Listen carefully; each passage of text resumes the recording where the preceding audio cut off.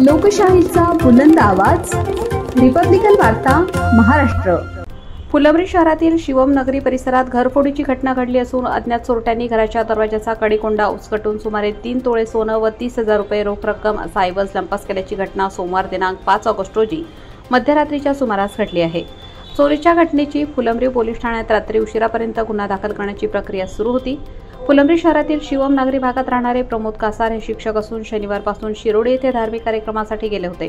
त्यामुळे घराच्या दरवाजाला लॉक असल्याचा फायदा घेऊन अज्ञात चोरट्यांनी सोमवारी मध्यरात्री गॅस वेल्डिंगच्या सहाय्याने दरवाजाचा कडी-कोंडा तोडून घरात प्रवेश केला।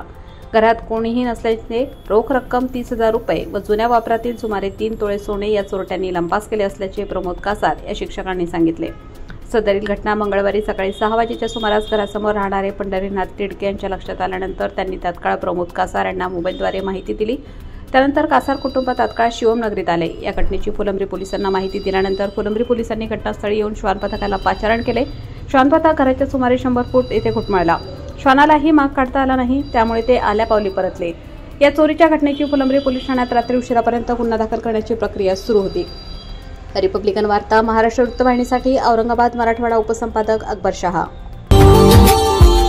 Subscribe now and press the bell icon. Never miss an update.